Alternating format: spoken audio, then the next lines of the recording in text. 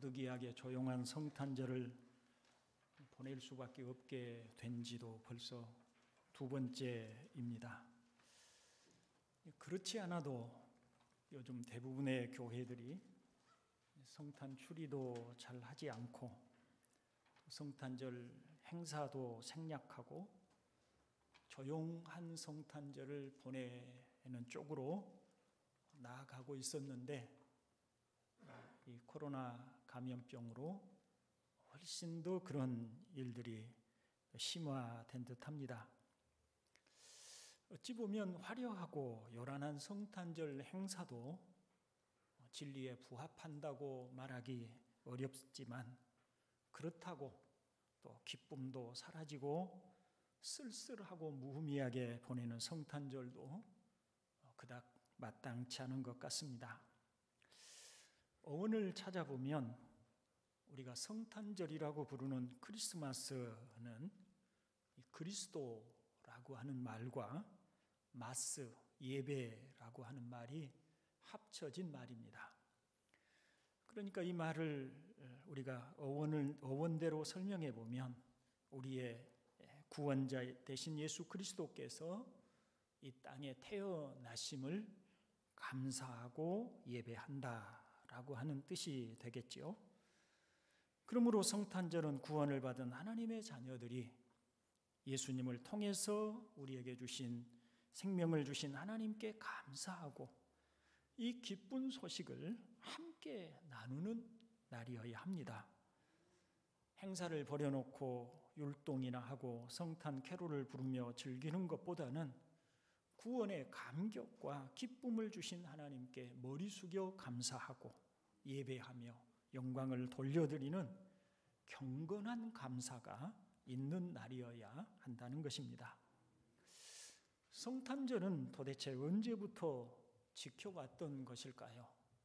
역사적인 기록을 통해서 살펴보면 약 300년 동안에는 성탄절을 지켰다라고 하는 기록이 없습니다.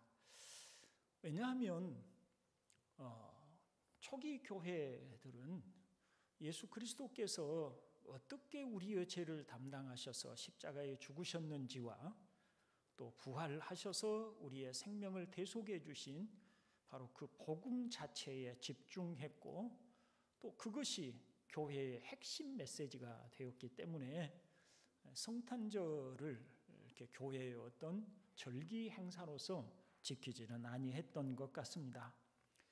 그렇다고 해서 초기 교회들이 예수님의 탄생하신 날을 전혀 생각하지 않은 것은 아니었을 것입니다. 400년경에 활동했던 어거스틴의 글을 따라보면 많은 교회들이 그리스도의 오심을 이렇게 마음 깊이 감사하고 찬양했다라고 하는 기록이 있습니다.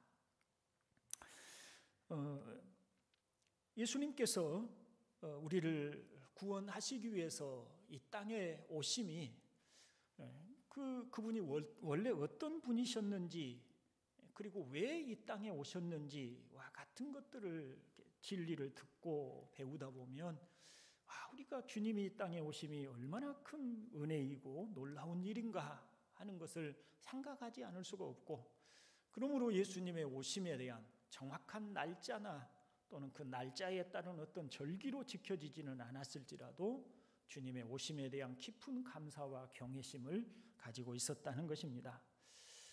지금 우리가 지키고 있는 12월 25일의 성탄절은 원래부터 초기 교회가 지켰던 날짜는 아니었습니다. 가장 먼저 성탄절에 대한 기록이 있는 곳은 애굽 알렉산드리아라고 하는 곳에 기록이 있는데 그때는 1월 6일에 지켜졌습니다. 아마 그때 그 성도들은 예수님이 세례를 받으신 날이 1월 6일이라고 생각을 해서 그날을 이제 성탄절로 그렇게 지켰던 것 같습니다. 지금의 12월 25일이 성탄절의 그런 날짜로 확정되고 또 지켜지게 된 것은 주후 313년 이후에 교회가 규모를 갖추고 체계를 갖추고 여러 가지 형식들을 갖춘 이후에 그렇게 되었을 것이라고 짐작할 수가 있습니다. 그렇다면 여러분, 성탄절은 우리에게 어떤 의미가 있는 날일까요?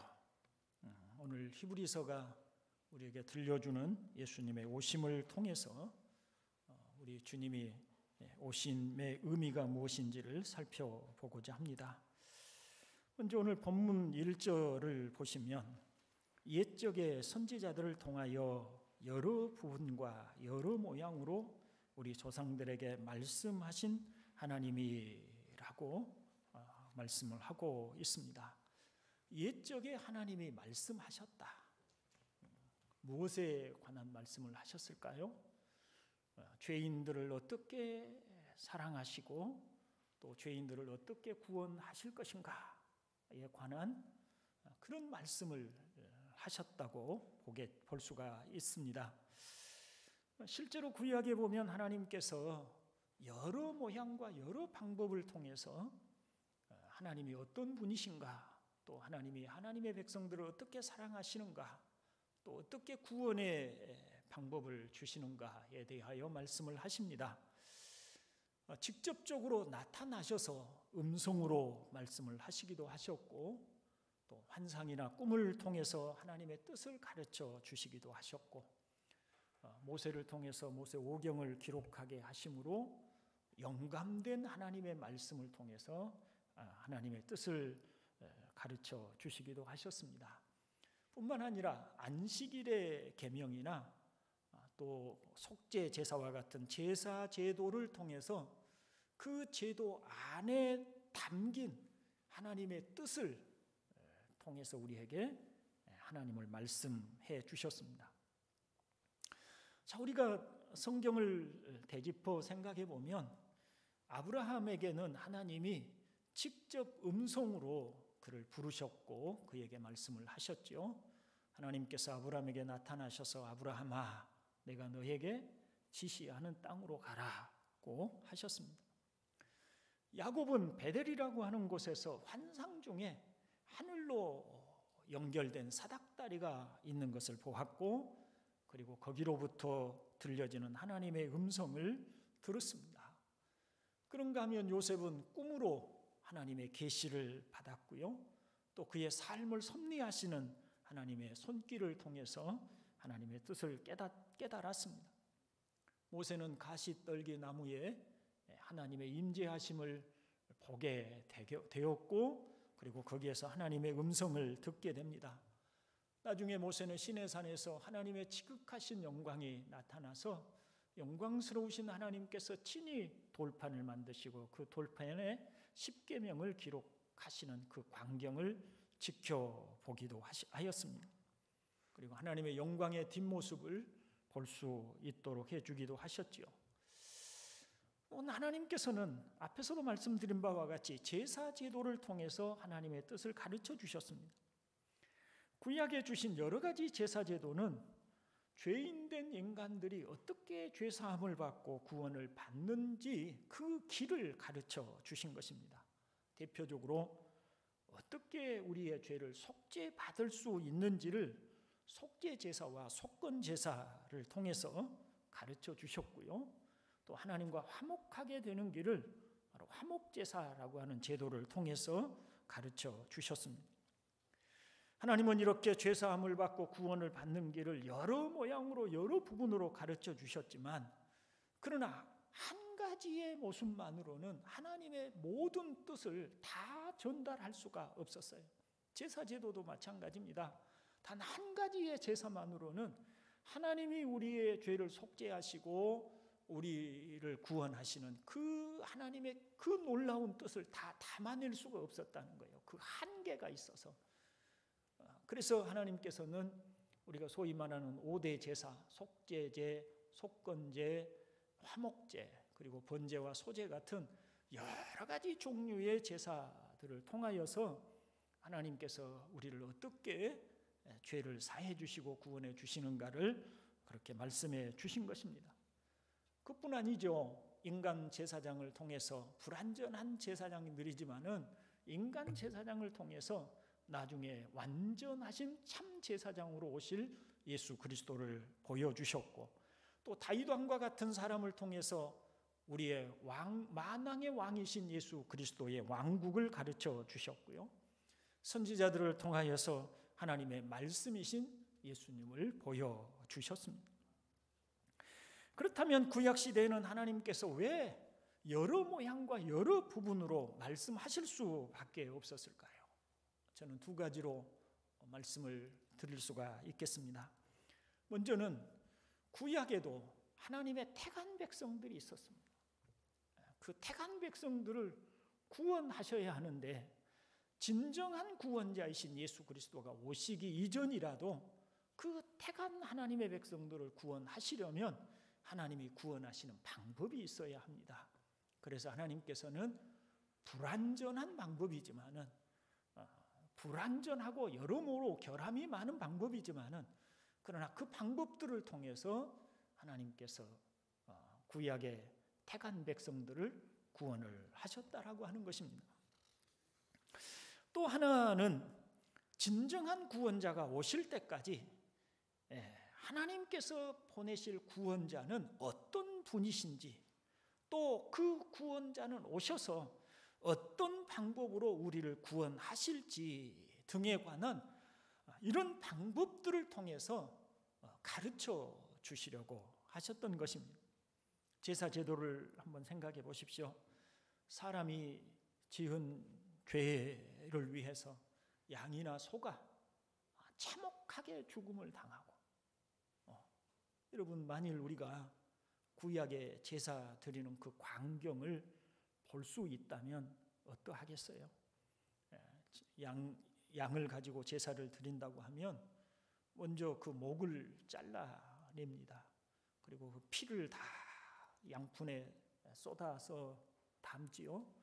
그리고 그 배를 가르고 그 속에 있는 내장들을 다 끄집어냅니다. 그리고 그 제물을, 피를 가지고 제단에 뿌리고, 그리고 그 제물을 이제 불태워서 하나님께 제사를 드립니다.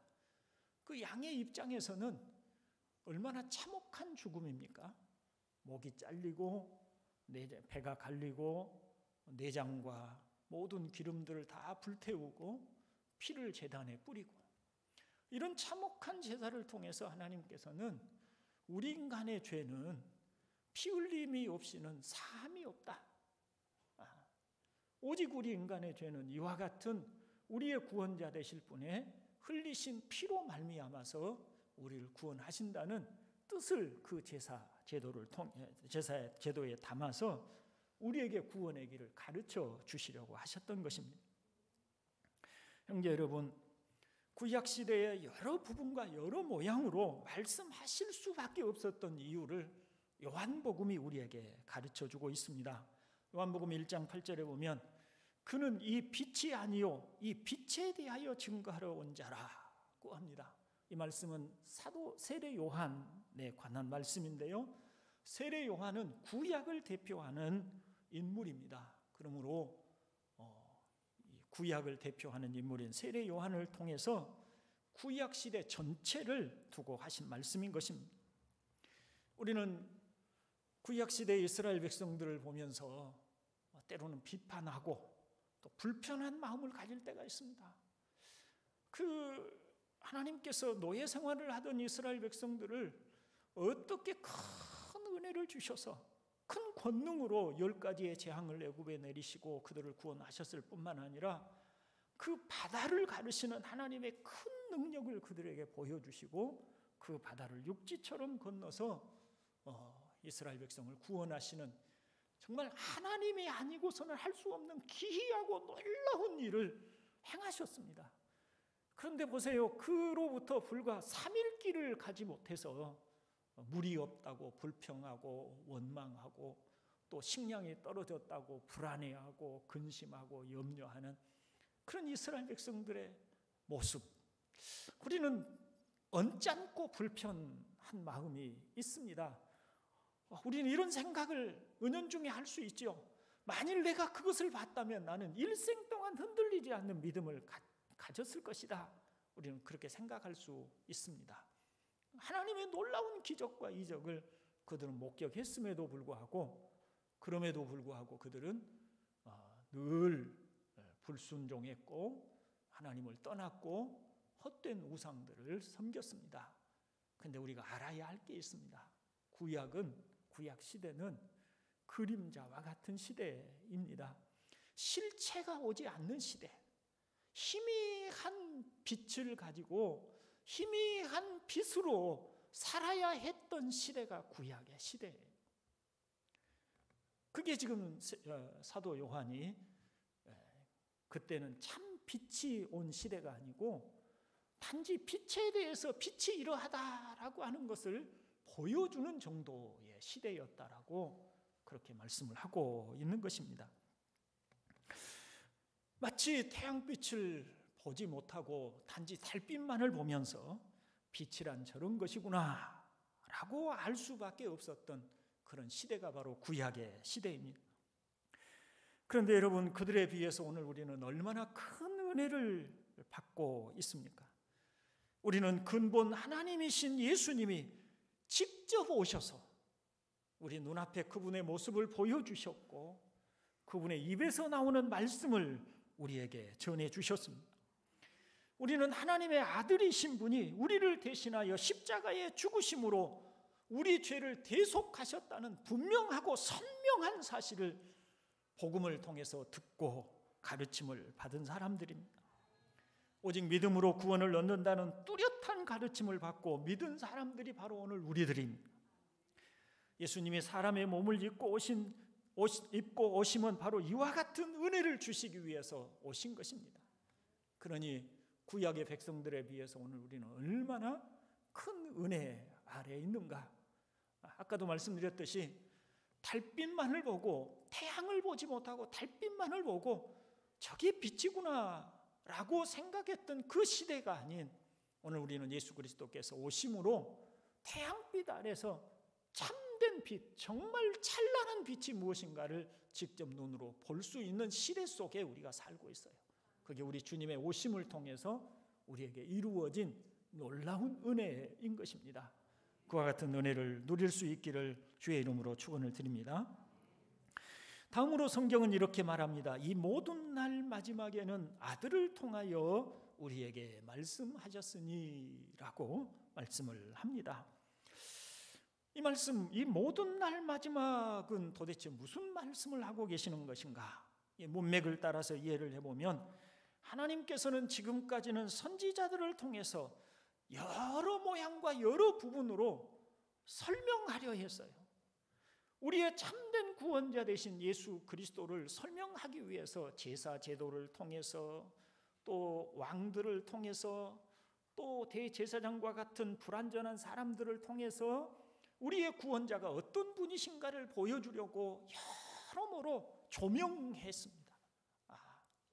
우리가 어떤 진리의 한 사실을 설명하기 위해서 이것으로 설명해도 완전한 설명이 안 되니까 또 다른 것으로 설명하고 그것으로도 설명이 다 안 되니까 또 다른 것으로 설명하고 비유로 설명하고 은유로 설명하고 꿈으로 설명하고 여러 가지 방법을 통해서 설명을 했어요. 그래도 그것은 실체가 아닙니다. 불완전한 것들입니다.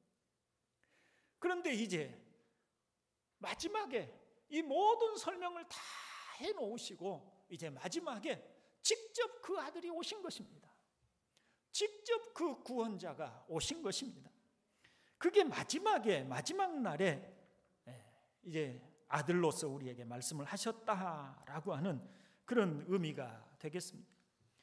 오늘날 여러 이단들이 구원을 받는 방법에 관하여 다양한 이야기를 하고 있습니다. 그러나 여러분, 아닙니다. 하나님은 구원에 관하여 더 이상 말씀하지 않습니다. 왜냐하면 진짜 실체가 왔거든요. 진짜 본질에 오셨거든요. 진짜 말하자면 태양이 떴거든요. 그러니 이제 더 이상 달빛을 보고 저것이 빛이라고 설명할 이유가 없는 것입니다.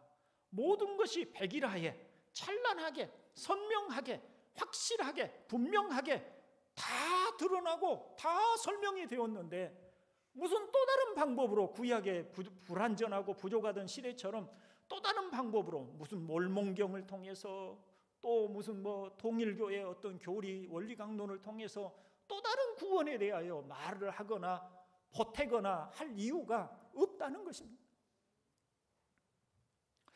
말하자면 예수님을 통해서 하나님은 최종적인 구원을 선포하신 것입니다. 구원에 관하여 더 이상 말씀하시는 일이 없다는 것입니다. 3절에 보면 그 본체의 형상이시라고 말씀을 하고 있습니다.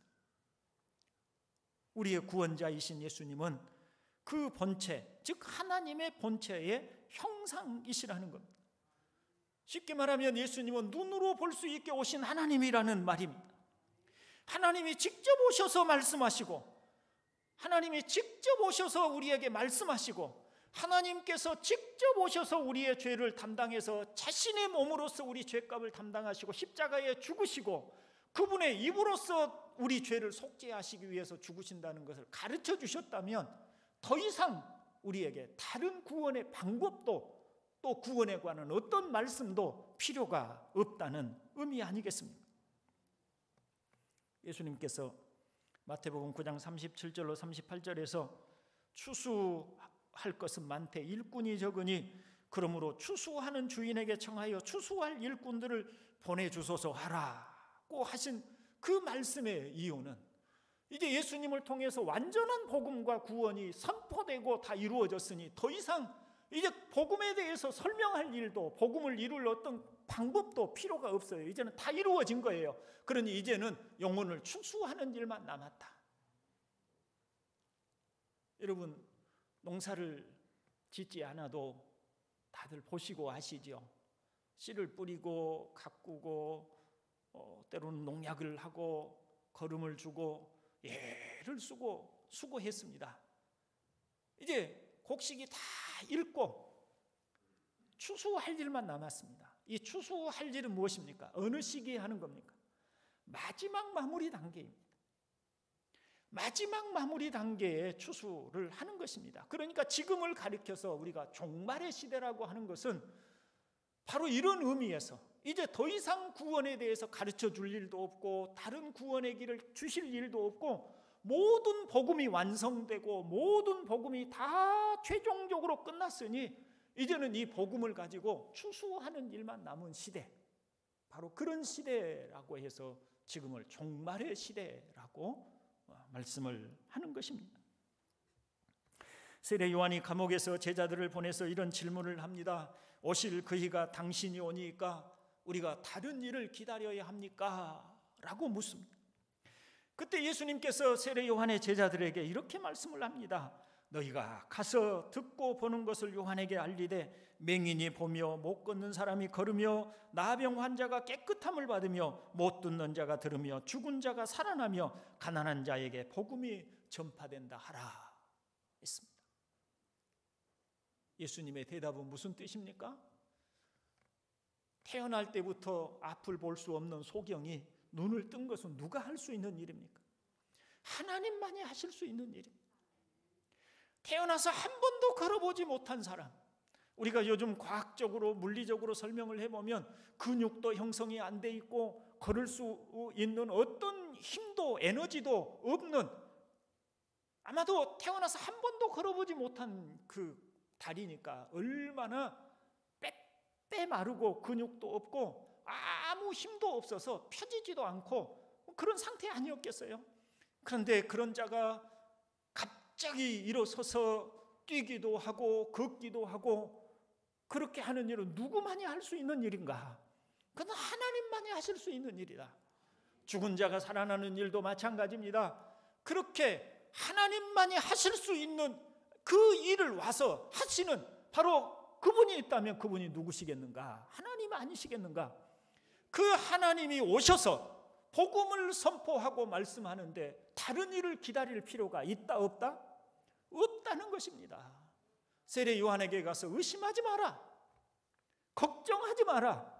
이미 하나님이신 분이 사람의 몸을 입고 오셔서 이 땅에서 하나님이 오셨음을 선포하고 계시는데 다른 어떤 것을 기다릴 이유도 또 다른 어떤 것을 기대할 이유도 없다고 선명하게 말씀해 주고 계시는 것입니다. 여러분, 왜 인류의 역사를, 우리 인류의 전체적인 역사를 반으로 툭 자르면 그 분기점, 자르는 그 분기점을 우리는 주전과 주후로 나눕니다. 왜 이 예수님이 오심을 기점으로 해서 주전과 주후로 역사를 분리할까요? 주전은 구원이 아직 이르지 아니한 시대입니다. 구원에 대해서 설명하고 구원에 대해서 희미한 빛을 비추고 우리 인류를 구원하려고 하는 하나님의 계획이 선포되는 시대였다면, 주후는 하나님의 계획이 이루어지는 시대, 하나님의 뜻이 선명하게 성취되는 시대, 하나님께서 직접 오셔서 우리에게 구원을 주시는 시대이기 때문에 이 역사가 절반으로 뚝 쪼갠다면 주님이 오시기 전과 오신 이후가 이처럼 차이가 나는 것입니다. 성탄절은 하나님을 떠난 인간들을 구원하시려는 하나님의 오랜 계획과 뜻이 실현되는 날입니다. 하나님께서 오랫동안 준비하시고 기다리신 바로 그 날이 성탄절인 것입니다. 죄로 말미암아 하나님의 원수가 되어버린 인간들이었습니다. 그 마음에 하나님 두기를 싫어하였고 온갖 악과 죄로 가득하여 오직 두려운 심판만이 남아있는 상황이었습니다. 그런데 창조주이시며 전능하신 하나님이 그 크고 놀라우신 사랑으로 친히 죄인들을 구원하시기 위해서 사람의 몸을 입고 이 땅에 오신 크고 놀라운 날이 바로 성탄절인 것입니다. 그러니 우리는 이 성탄절이 얼마나 큰 기쁨을 가지고 맞이하고 또 이 날을 경건하게 하나님 앞에 우리가 지키고 또 감사를 드려야 하겠습니까? 바로 그와 같은 의미를 되새기고 성탄절을 맞이할 수 있기를 주님의 이름으로 축원을 드립니다. 이제 마지막으로 우리는 3절 말씀을 통해서 그 아들이 누구이며 왜 아들이어야만 하는가를 우리가 살펴보겠습니다. 3절을 함께 읽어봅니다. 이는 하나님의 영광의 광채시요 그 본체의 형상이시라.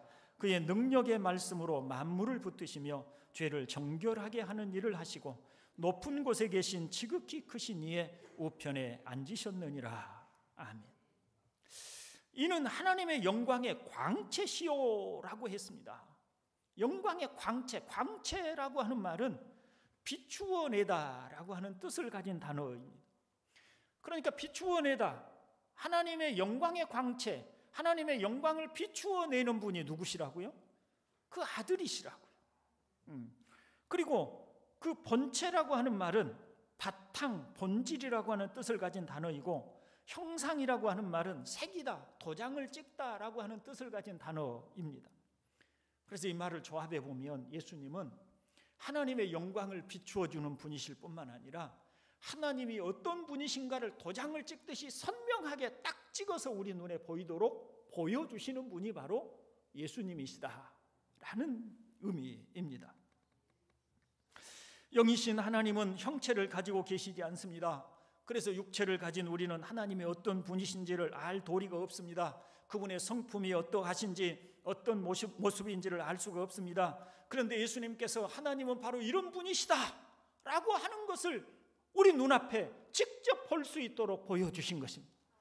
하나님이 얼마나 전능하신 분이신가. 바다를 잔잔하게 하시고 바다 위를 걸어가시고 죽은 자를 살려주시는 그 모습을 통해서 우리 하나님께서 하지 못하실 일이 없으신 분이시다. 자연을 통치하고 다스리신 분이시다. 죽은 우리라도 다시 살리실 수 있는 분이시다. 생명을 주시는 분이시다라고 하는 것을 그 예수님의 하시는 일을 통해서 보여주셨고, 또 예수님께서 십자가에서 우리 죄를 대속하시고 그 피로써 우리의 생명을 대신하여 주심을 통해서 하나님께서는 바로 이처럼 자기의 모든 것을, 생명을 희생하셔서라도 우리를 구원하시기를 기뻐하시는 사랑으로 충만하신 분이심을 우리에게 가르쳐 주셨고, 예수님께서는 그분의 입으로서, 말씀으로서 진리를 우리에게, 하나님의 말씀을 직접 그 입으로서 우리에게 설명하여 주심으로 하나님의 뜻을 우리에게 말씀해 주신 분입니다. 마치 도장으로 새겨서 정확하게 그 하나님이 어떤 분인가를 보여줄 수 있는 분이라면 바로 예수님 밖에 없다는 거예요. 왜 예수님이 그런 분이 될 수 있는가? 요한복음 1장 18절이 말을 합니다. 본래 하나님을 본 사람이 없으되 아버지 품속에 있는 독생하신 하나님이 나타내셨느니라. 아멘. 아버지 품속에 있는 독생하신 하나님, 하나님이신 분이시니까 그 아버지 품속에서 아버지와 함께 계시던 하나님이신 분이니까 그분이야말로 하나님이 어떤 분이신가를 정확하게 보여줄 수 있지 않겠냐는 거예요. 그분 말고 누가 하나님이 어떤 분인가를 우리에게 보여주겠습니까? 그분 말고, 하나님 말고 누가 우리에게 하나님이 어떤 분이신가를 보여줄 수 있겠습니까? 하나님의 한 면, 지극히 작은 단편 하나를 보여줄 수는 있을지라도 하나님이 어떤 분인가를 선명하고 통째로 우리에게 보여주실 수 있는 분은 하나님 아니고는 불가능한 것입니다. 그렇기 때문에 예수님은 하나님으로서, 하나님의 아들로서 우리에게 오신 줄로 믿습니다.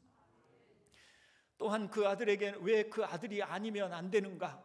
왜 하나님이 오시지 않으면, 그 독생하신 아들이신 하나님이 오시지 않으면 안 되었던 것인가? 굳이 하나님이 다른 방법을 통해서 우리를 구원하려 하지 않으시고 왜 하나님이 아니면 안 된다고 하셨는가? 역시 요한복음 1장이 설명합니다. 요한복음 1장 4절에 보면 그 안에 생명이 있었으니 이 생명은 사람들의 빛이라고 하였습니다. 허물과 죄로 죽어버린 우리에게 생명을 주시고 영생을 얻게 하여 주시려면 참 생명의 공급자이신 분, 참 생명을 가지신 분이 오셔야, 그분이라야 우리에게 생명을 주실 수 있기 때문인 것입니다. 우리 사람이 참 기가 막힌 기술과 능력을 가지고 있죠. 우리가 이론적으로 상상해 보면 그 엄청난 크기의, 그리고 무거운 그 비행기가 그 안에 사람과 화물들을 다 가득 싣고 나를 때 무게가 얼마나 될까요? 그런데 그 엄청난 비행기가 저 하늘을 수백 킬로를 날아서 가게 할 수 있는 능력이란 기가 막힌 능력 아니겠습니까? 그런데 이런 능력을 가진 인간이라도 생명체를 창조하지는 못합니다. 생명을 부여해 주지는 못합니다. 죽은 자를 살려내지는 못합니다. 왜요? 그 안에 생명을 하나님이 부여해 주시는 공급받은 생명은 있을지라도 생명을 창조해내는 생명체는 아니기 때문입니다. 그런데 예수님은 생명을 창조하신 분이십니다. 여기 아름다운 꽃들이 있습니다. 여러분, 이 꽃들은 생명을 가지고 있습니다. 그런데 이 아름다운 꽃들의 그 생명을 부여해 주시는 분은 누구셨겠어요? 창조주이신 하나님이십니다. 왜냐하면 그분이 안에 생명이 있기 때문입니다. 생명의 근원이시기 때문입니다. 그러므로 허물과 죄로 죽은 우리를 구원하시기 위해서는 다른 어떤 존재여서는 안 됩니다. 위대한 사람도 안 됩니다. 모세처럼 뛰어난 사람도 안 됩니다. 다윗처럼 충성스러운 사람도 안 됩니다.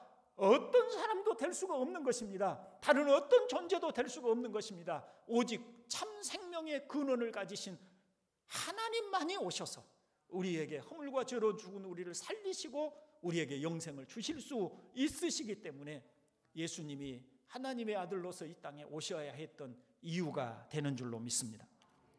그래서 요한복음 3장 16절에 하나님이 세상을 이처럼 사랑하사 독생자를 주셨으니 이는 그를 믿는 자마다 멸망하지 않고 영생을 얻게 하려 하심이라고 하신 것입니다. 이제 말씀을 마치려고 합니다. 형제 여러분, 금주 토요일은 성탄절입니다. 그런데 이 성탄절은 단지 웃고 떠들며 즐기는 날이 아닌 것입니다. 성탄절은 하나님이신 예수 그리스도께서 우리를 죄로부터 구원하실 뿐만 아니라 영생을 주시기 위해서 그 전능하신 분이, 그 영화로우신 분이 우리처럼 비천한 사람의 몸을 입고 이 땅에 오신 날입니다. 오직 사랑 때문에 자신을 희생하셔서 구원하시고자 하신 것입니다. 인류 역사에서 이보다 더한 은혜로운 날은 없는 것입니다. 예수님은 자신이 사람의 몸을 입고 오심으로 어떤 일을 하셔야 하는지를 잘 아셨습니다.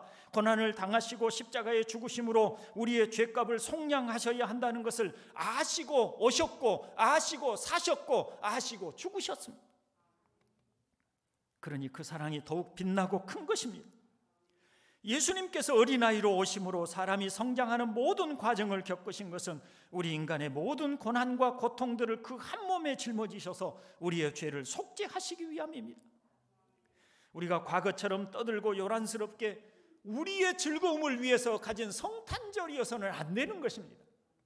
성탄절은 우리에게 한량없는 은혜를 베푸신 하나님께 영광을 돌려드리고 오직 그분을 찬양하고 오직 그분께 감사하고 그분 앞에 우리가 납작 엎드려서 경배하고 감사하고 영광을 돌려드려야 하는 날인 줄로 믿습니다.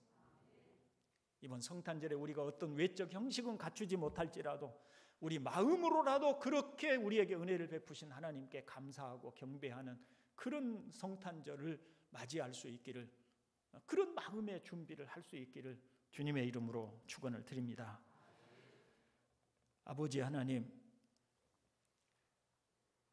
모든 역사의 마지막 날에 우리 아버지 하나님께서 우리 인류를 구원하실 그 새롭고 특별하시고 놀라운 일을 행하셨사오니 아버지 품에 계셨던 독생하신 하나님 우리 주 예수 그리스도께서 사람이 되어 이 땅에 오셨고, 그리고 그분께서 놀랍게도 죄인들인 우리들의 죄와 허물을 담당하셔서 십자가에서 죽으심으로 우리를 구원하시고자 하셨사오니 오 자비로우신 아버지여, 우리가 그와 같은 은혜를 입었사옵나이다.